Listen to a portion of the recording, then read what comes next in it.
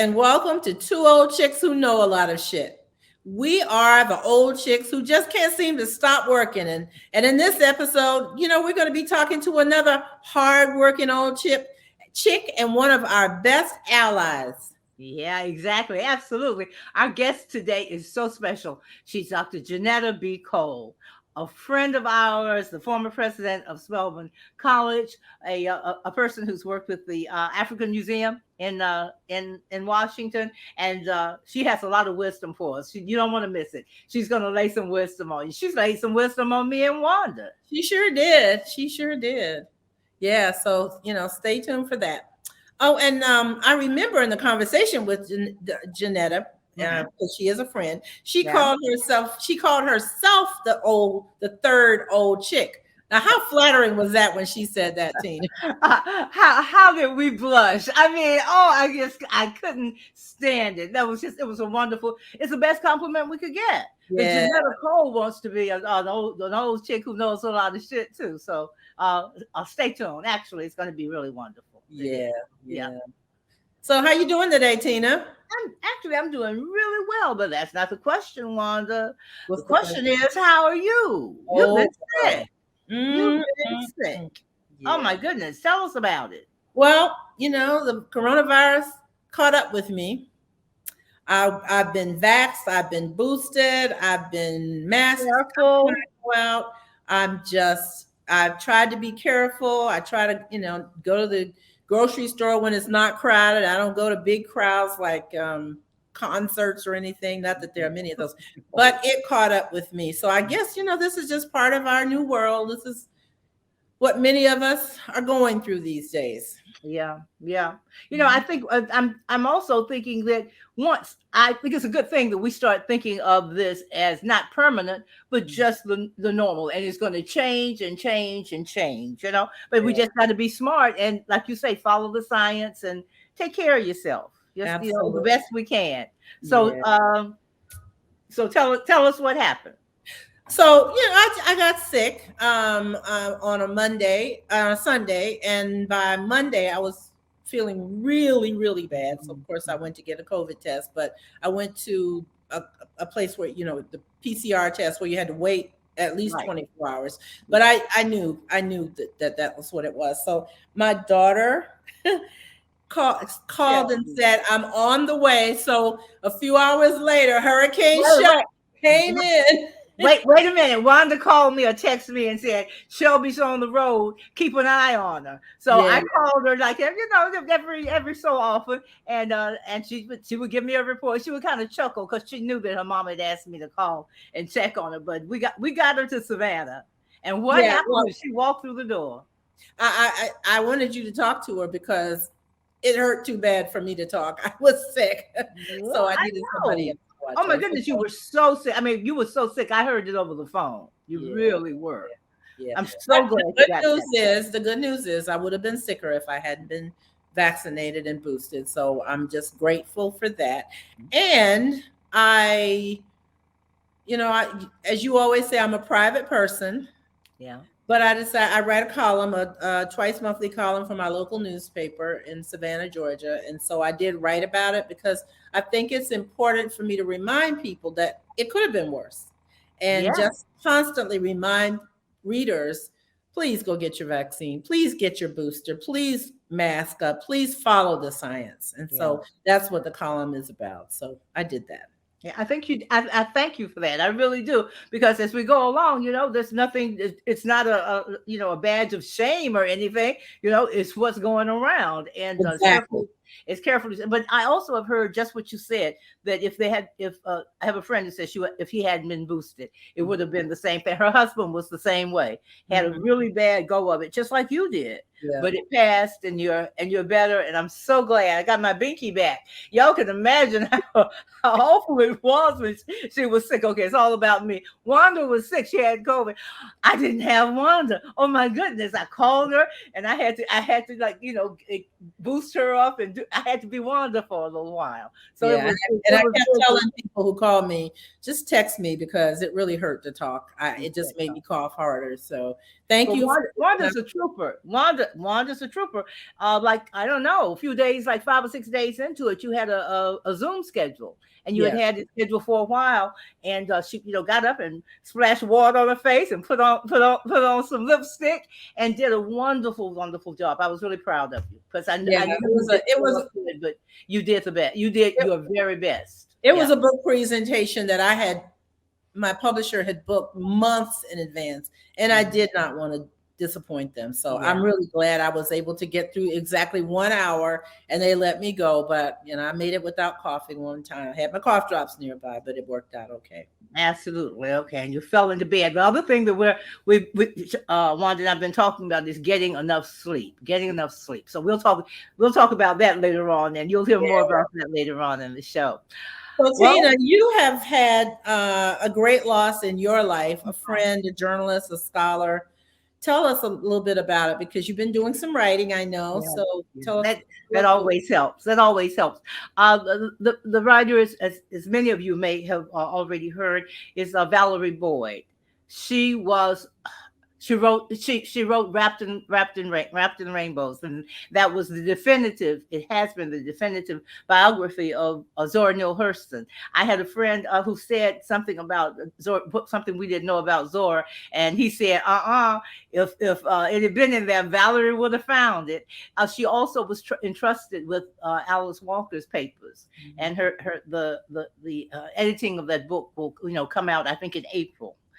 So she really was important, but she was a teacher, and that was the most important. She created the MFA program at the Grady College of University of Georgia, and it's respected, and it has produced, as you well know, you have a friend. It's produced great writers, great journalists. Yeah, I have a friend. Her name is Tina also. And when Tina was getting her MFA a few years ago, she kept talking about this woman named Valerie Boyd this and Valerie Boyd that. And Valerie is my mentor, and she's my advisor. And she supported me because Tina unfortunately had a stroke while she was in the program.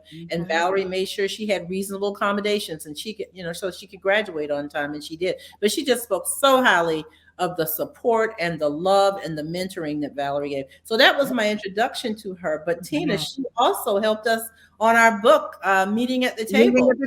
Well, Valerie was that person that you always reached out to and knew that she would make as a friend of mine said, she's the queen of the hookup. She understood that writers needed jobs and money and being part of a program and invited to be speakers. And she was always, letting folks know that what was out there, so they could make it to especially her students who, some of them didn't have a lot of money. They could make it to the next day or to the next month.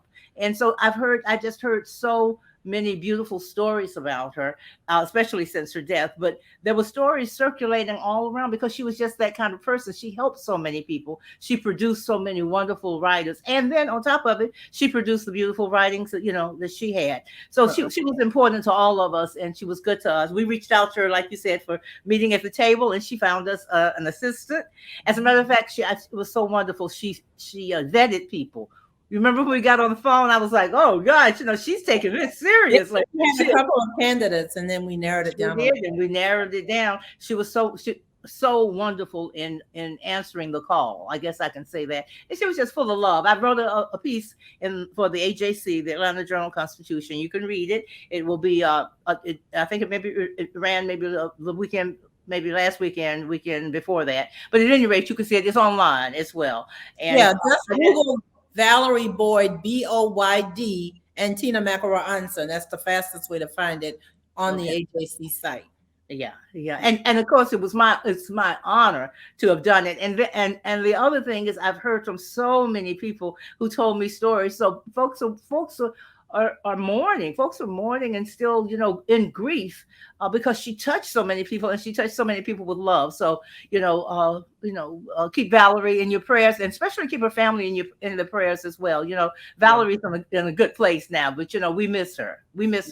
Tina, can I say this? When I read your piece online, it was so beautifully written, and my first thought was, "Oh, I'm scared to show her anything else I write, because this is just." I'm scared. Wanda is just talking. She is. Hey, listen, you Thank you do so much. you, I do me. But that was my first reaction. I just wanted to Thank say you. that. Oh, sweetie, thank you. It was, it was really, when I posted it, I said it was really my honor to do it. One of the things that we talk about, Wanda and I talk about all the time, is the joys and the gifts of writing. And one of them is that, when people pass, they the family, everybody kind of turns to you. And in a time where everybody feels helpless, when you can write something, either, an obit or do something for the family, it's just the most satisfying thing in the world. And I think I told you, because I'm a former journalist, what I do when I write obits is for my family, or the eulogy. I usually interview the family.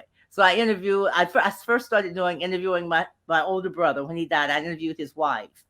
Oh, I got beautiful stories that I'd never know. So that's what I do. You and I, that's what we do, Wanda. We write. And you know what, Tina? Can I say this? I've been to funerals where the obituary has been a little questionable in terms of the writing and the accuracy and the grammar. So for those out there, this is just a piece of wisdom I'm going to drop. If you lose someone and you know someone who's a good writer, not necessarily even a great writer, but a good writer, or someone who really has a passion for writing, reach out to them, because people are always trying to think, what can I do for this family? And I recently had someone in Savannah who passed away, and I offered it, but I didn't have their email address. So I sent it to them on social media. And unfortunately, they didn't see it until a few weeks after the funeral. Yeah. And she said, "Oh my gosh, thank you so much for offering." I said, "This is my gift. And if I can write something for you, I'm willing to do it." So I would say, for our listeners, reach out to someone who's a writer, because that's something that somebody can do. It doesn't cost them anything but a little bit of time, and they really would love to do it. And we love, it's a gift to the person writing it, because again, you feel like, what can I do? There's nothing I can do, and all of a sudden you find out I can do something for the family. Especially if it's someone who knew the person. Make that number one priority. And keep in mind that interview thing, because if you don't know the person, that interview some people in the family. When I say interview, just call them and say, what's your best memory, or something like that. That's a very good wisdom, Wanda. Thank you. So again, keep Valerie's family in your prayers, and and keep and read her work, and say her name, and let her be remembered. Let her be remembered. Thank you for giving me the opportunity to say that. That's good.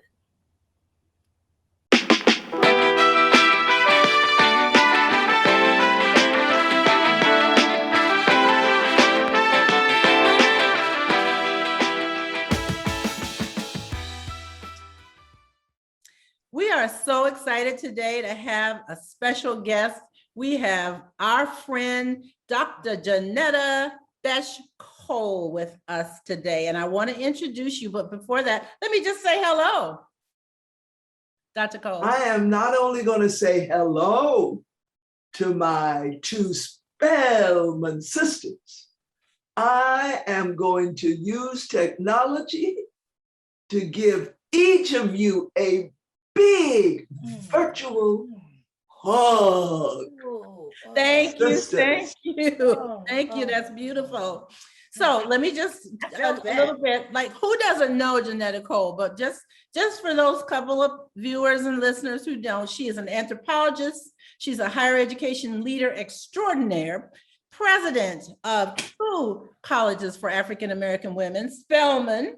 Yay! She says Spelman and Bennett colleges. She was director of the Smithsonian's National Museum of African Art and author of several books, including one we're going to discuss a little more today. And as of today, she is the past chair of the National Council of Negro Women. Sister President, welcome to our Two Old Chicks podcast. How are you doing? I am doing well. And to be in this circle, making it 3 old chicks, it's hard. It's hard to describe my joy. It really is. I go back with each of you so far and so deeply. And when you reach a given point in your journey, one of the greatest gifts you can give yourself is reconnecting with dearest friends, especially when they're sister friends. Sister friends. Oh my goodness. Oh, Johnnetta, I am just as thrilled as Wanda to have you here. We were just talking about earlier that the older we get, the more you and I look alike. I mean, we're really looking like sisters now. Johnnetta is special to so many women on this earth. So many women who went to Spelman, so many women who went to Bennett, so many women who just read her books, who just encountered her. You are so dear to me. As you can see, I wore my sweetgrass and pine straw earrings made like little baskets. They were made by our sisters on the Geechee Gullah coast. And I knew my anthropologist might appreciate that. But I also want to say, Wanda and I were talking about this. You are so special to me. Do you know that you invited me? You treated me like, you were one of the first people who really treated me like a writer once I had published my first book. And you invited me to come to Spelman as a writer in residence, which I thought was like, oh no, that's like Sonia Sanchez. That's like, no, that's Toni Morrison. No, I can't. Did she know that I only published one book? And you invited me there, and I was there for a whole semester. I had one small class of 8 brilliant Spelman students that we met whenever we wanted to, at my residence, in classrooms, at the coffee shop, at the bookstore. And it was a wonderful, wonderful beginning to my journey. And I say that really not only because of me. There are so many women just like me that you have done this for. And I just have to tell you that, my connection to you is different from Wanda's connection to you. In different times, you have, at different stages, you have touched, so many women. So I had to kind of say that. But well, I appreciate it, my dearest sister Tina. But I'm convinced that the best experiences in life, the best relationships in life, inevitably involve reciprocity. And so whatever I've been able to give, and growing up in Jacksonville, Florida, in them days, I was told I had to give and keep giving. But whatever I have given, I have received bountifully.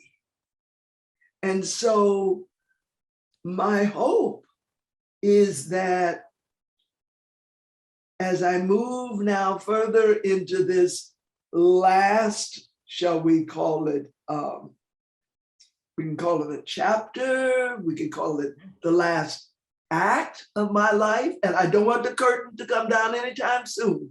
No, I hear you. Yeah, we're on your side with that. I hope and pray that I can continue to have these relationships that are built on reciprocity. And just one example of that, we talk a lot about mentorship.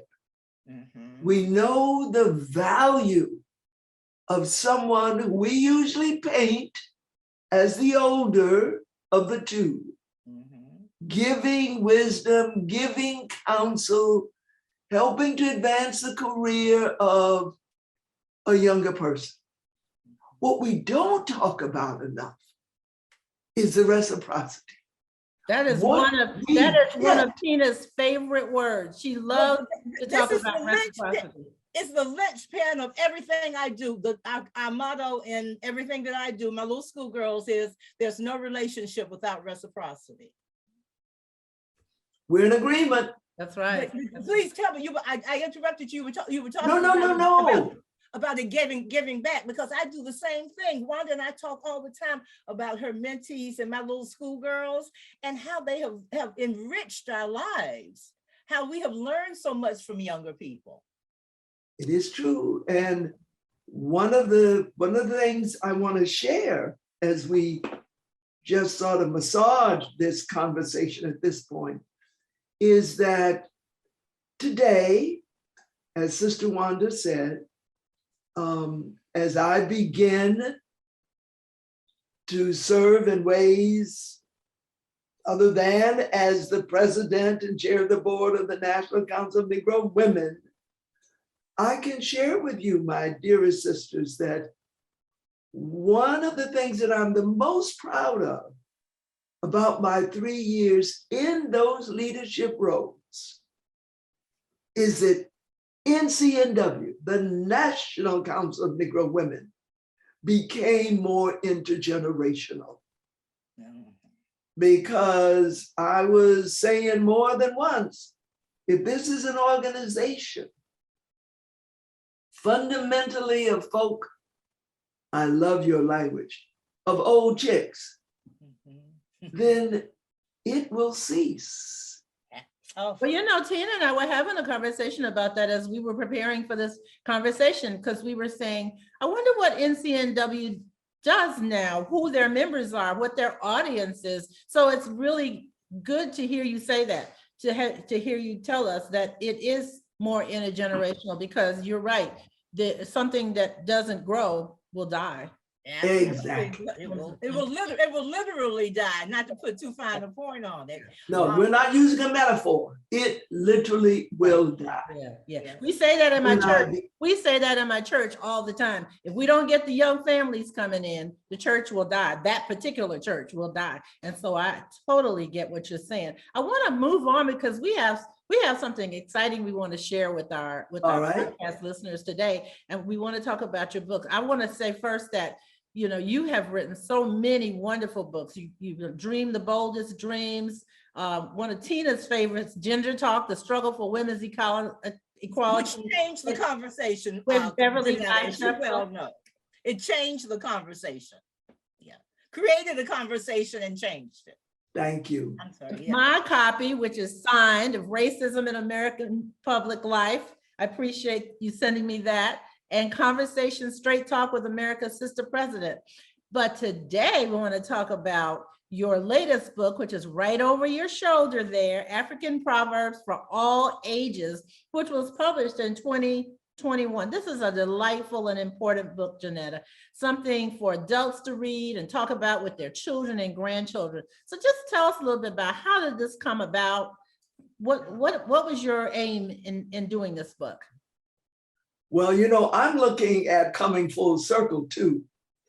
And of course, Sister Tina doesn't have room behind her. Girl, how many books? That's excuse me, that's a Varnett original. That's what you I know. I see Barnett, but I'm saying the point I'm making is you don't have room behind you to show your books. Because girl, you have written and written well. So let me respond to that means the question, because it is a wonderful story. And I respectfully tell it because it involves Miss Oprah Winfrey. Oh, okay. A great illustrator, Nelda Lateef, and I went into cahoots to write a book. No, to collect Proverbs for a book, and we would call it African Proverbs for All Ages. It is she who has done these breathtakingly powerful and beautiful illustrations in the book. I've never published a children's book. And so Nelda kept nudging me, reach out to Miss Oprah Winfrey, see if she could help us. And I kept saying, I have too much respect for Miss Winfrey to be doing stuff like that. But finally, to get Nelda to be quiet, I did reach out to Miss Winfrey. And I asked her if she could possibly help me and Nelda find a publisher. And I asked would she blurb the book. She wrote back and said, thank you for asking, but I don't blurb books. And you can understand. Can you imagine how many people would ask her to blurb a book? So our sister Oprah did say, however, but I love the Proverbs because we sent her the manuscript. A couple of weeks passed, and I heard back from Miss Winfrey, and she said, reach out to Macmillan Publishing Company to their children's division, Roaring Books. We did. They fell in love with the book, and the rest is her story. With this addendum, the contract comes for the book. With great excitement, I'm reading the contract. I'm not far away from my husband, JD, and I'm reading the contract, and I screamed. And he thought something had happened to me. He said, what's the matter? I said, look, right here. I had no idea, but it said right in the contract, this is an Oprah book. This is the first children's book that has ever received Miss Winfrey's. Congratulations. Wow. So that's the special story. Amazing story. But you know what? I had a priest long ago who used to say, you cannot outgive God in generosity. And it's the truth. You cannot outgive God in generosity. Oh, I will The more you do, the more, it's a good proverb. Right. Father Ernie, I don't know if he's with us any longer, but and it's true. The more you give, and you were talking about the reciprocity, it's just like I say, it's just a linchpin of everything we do. And it cuts out a lot of, if you aren't there if you don't care as much for me as I'm caring for you, if you aren't giving me as much as the story illustrates, the respect that you gave, gave to Ms. Winfrey, it came back to you, and it came back, like you said, in a surprising way and better than you could ever imagine. That's a wonderful proverb right there. It's a wonderful story right there. Well, let me give you a proverb because I use it often. Yes. It does no harm to be grateful. Mm-hmm. I like that proverb as an example of the complexity that you can get in so few words. Because it really takes some unpacking, I think, to get this. Mm-hmm. But when you do, you're struck by the wisdom, by the artistry of our people on that continent of Africa. That continent that is, after all, the birthplace, not just of us Black folk now. We're talking about the birthplace of humanity. So I love to say, the sooner white folks get it, that they are Africans too, the better the world is going to be. Amen. I join that prayer. Johnnetta, you call this book African Proverbs. So did you have these proverbs already? Did you have to do research? Tell us about that term, African Proverbs. Why not just Proverbs? Well, I would love to do another book on Proverbs from around the world, because I think such a book would do what each of us needs to have done to us every day. And that is, we need to be reminded of the diversity of God's people, but also the similarities among us. Yes. So Nelda Latif has lived on the continent. She has wonderful books centered in the life and culture of the continent. And so she already had her favorite proverbs. I've had my favorite proverbs going way back, but certainly strongly pushed forward when I did my anthropological field work in Liberia. And each of the 17 countries that I've been privileged to visit on the continent, each of those countries, like all 54, have proverbs because they don't belong to anybody. They belong to the people. They belong to the universe. And so our role was to collect from among the endless number of proverbs, but certainly to try to do something creative. And I think we managed. Oh. And that is to invite our young readers to be participants in this book. Sister Tina, Sister Wanda, in addition to reciprocity, I think another principle that we all will do well to live by is collectivity or collaboration or participation among all of us. Because as the African proverb says, very popular now, people have it at the end of their emails. If you want to go fast, go alone. If you want to go far, go together. Well, that strikes our heart because Tina and I have been collaborating for the last few years. She wrote the foreword to my memoir, Coming Full Circle. And then we collaborated on a book, on an anthology of essays, Meeting at the Table, African-American Women Write on Race, Culture, and Community, and collaborated with 14 other writers who wrote essays. I wrote an essay, she wrote the introduction. So I really appreciate that. And then you mentioned travel and the importance of travel. And I noticed that your you put them in by alphabet as opposed to number. So A is traveling is learning. And so you really have done that with all the places you have been and all that you have collected as an anthropologist, knowledge as well as probably other more tangible things.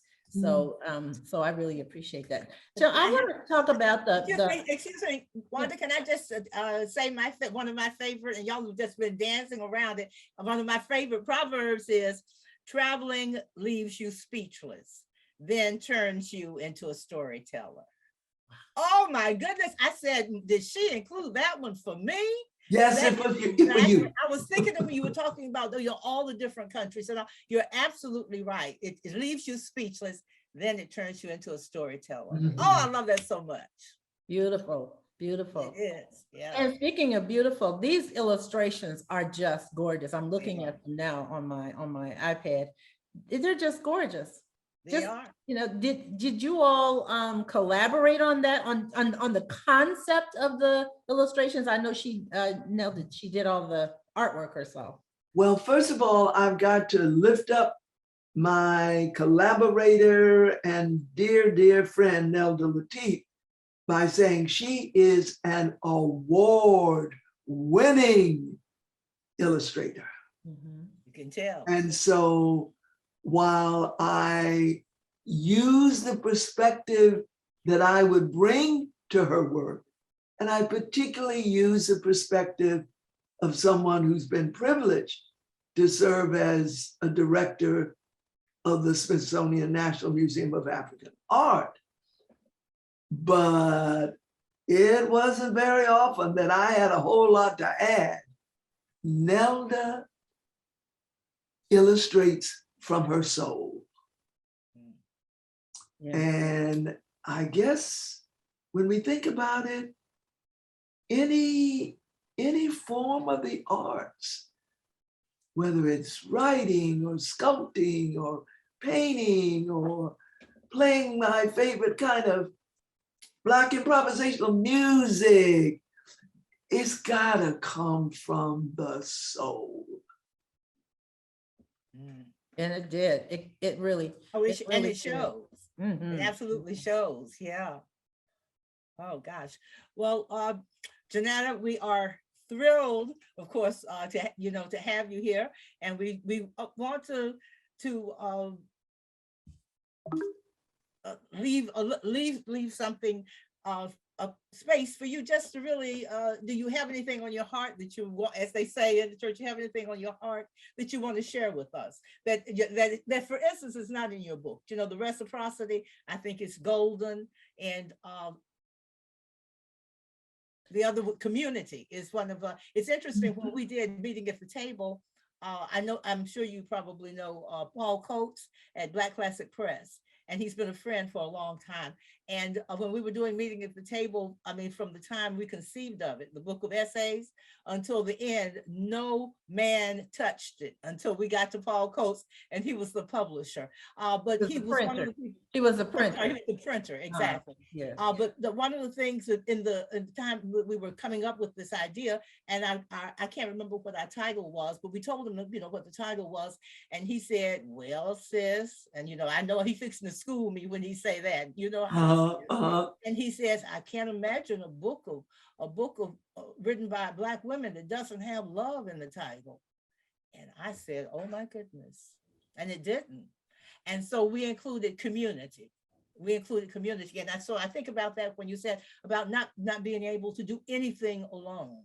That you can't, that you do need community. And one of the things that Wanda and I have been doing with this podcast is talking about things that include younger people. You talked about bringing younger people into it, and mothers and daughters is something that we talk about a lot. We found out, a lot of 30-somethings, early 30-something women are just driving themselves into the ground.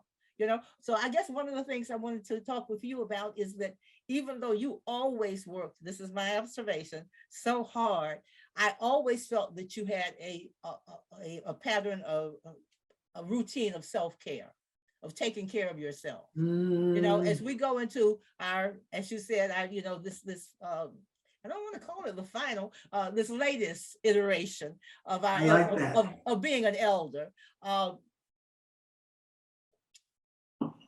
That's what I said, just something, something that you just want to share, especially for younger women. We were finding that they were just sort of running themselves into the ground, and they tell us they don't have a soft place to land.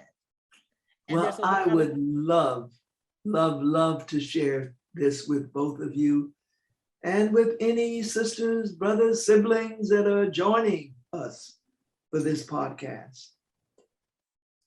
Oh, I've never thought of myself as an imposter, but I've been fooling you, Sister Tina. Oh, no. I've been fooling you, Sister Wanda. I've been fooling a lot of folk because I haven't engaged in enough self-care. But oh, am I into it now? Having recently experienced a very, very rough patch on the road. I was hospitalized for 3 weeks, 3 days in the intensive care unit with a serious case of pneumonia. And then given my challenged respiratory system, here I am now using supplemental oxygen. So believe me when I tell you, I am all in now around self-care. That's great. And I have to share this. On the couch where JD and I live, there's a pillow. And some wonderful, dearest friends sent it to me when I was recovering from being in the hospital.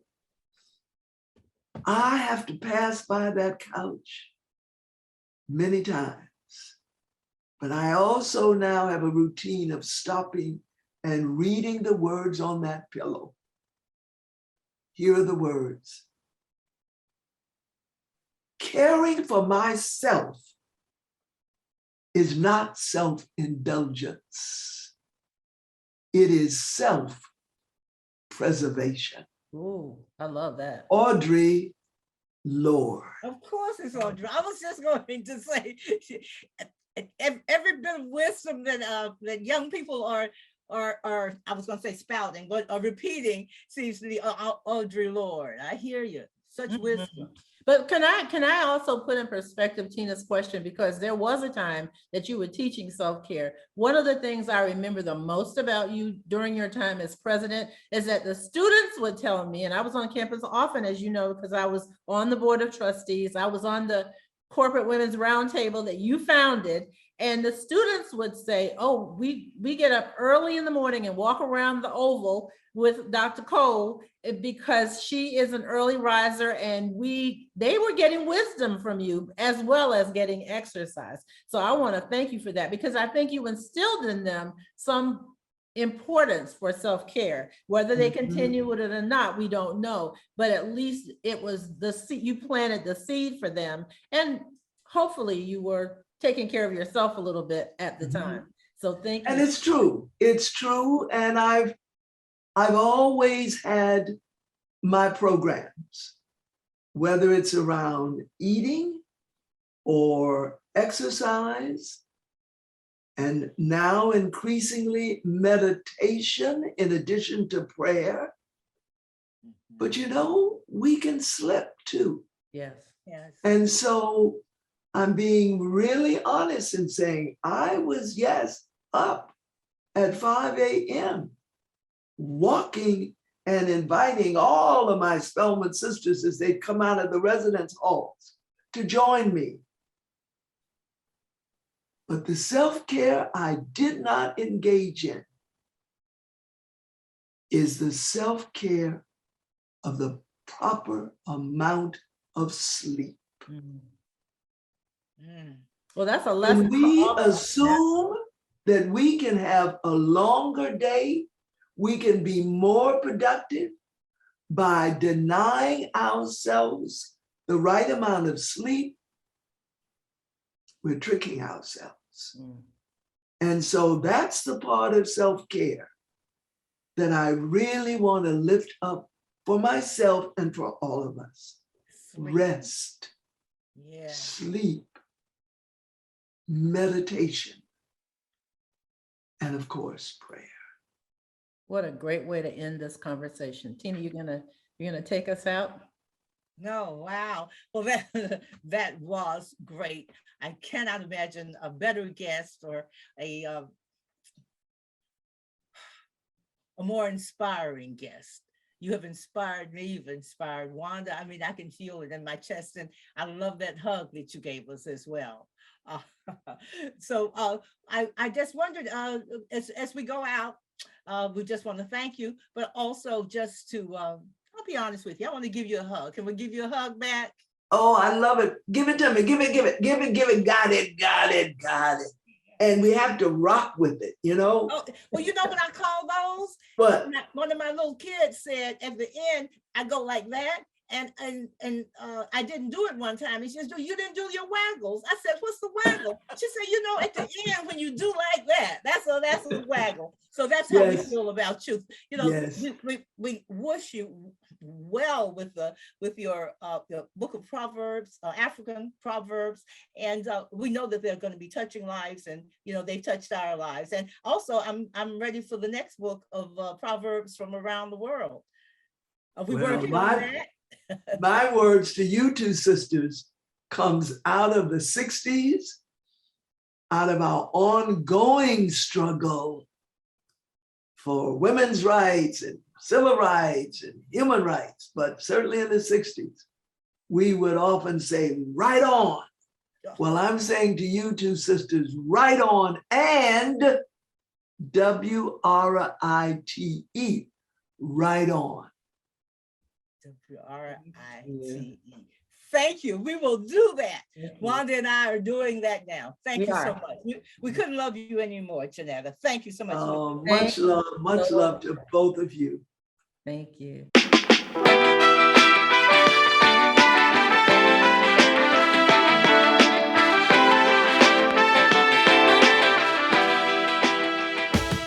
We told you we are stepping it up a notch in 2022, bringing in some outstanding guests and adding some new features. And we were not kidding so much. Thank you so much to Dr. Johnnetta Cole Wanda, wasn't that just wonderful? I mean, she just drops wisdom like pearls, everything she says is quotable. Yeah, she always has done that. But this true. African Proverbs discussion really was wonderful. So thank you. Yeah. Good. Okay. We're also delighted to tell you some more news. But as Wanda said, we're stepping it up a notch. We old chicks are really, really kicking butt. Our next guest is going to be the incomparable Iyanla Vanzant. Yes, we have Iyanla on our show, on our podcast next time. So you want to really, really tune in. Tell your friends who love Iyanla. Tell her that she's going to be on, and tune in. And while you're at it, subscribe to Two Old Chicks and follow us on Facebook and on Spotify and YouTube, and tell others about it. Tell your friends, and remind them. Say, oh yeah, it's Wednesday. Two Old Chicks dropped today. So, keep us in mind. We appreciate that. And before we go, Wanda, will you hold it up for us? We want to remind you one more time about Meeting at the Table. It is a wonderful, wonderful compilation of essays by African-American women on, and beautiful, and the beautiful, that's some of them. The art of Cynthia St. James, yes. And yeah, the image was, yes, she donated. We had that before we had a book. We had the image and we had the cover. So you can order it at downsouthpress.com. That's downsouthpress.com. And we'll be happy to send a copy on to you. We really want to also at some point get together and have a discussion, online about Meeting at the Table, and maybe have some of our essayists come in and talk about it. That's a good idea, huh? Yeah, that's a good idea. We talked about my memoir last podcast. So we really want to get around to doing Meeting at the Table, and we'll try to do that. Excuse me, Wanda's memoir titled "Coming Full Circle." Am I like the journalist? What's the lady's name who used to do the game show? Vanna White. Vanna White, Vanna White. Put it on up there. Absolutely. Okay, young people, just ask your grandparents who Vanna White was. Okay. Well, there you go. No, Google it. Yeah, you can do that too. Yeah. All right. Well, this has been really good. We'll see you soon. Everybody who joins us, we appreciate every one of you. Take good care of yourself. Take good care of each other. Say I love you out loud. Love and peace. Bye-bye, everybody. Be sure to wear your mask. Love, love.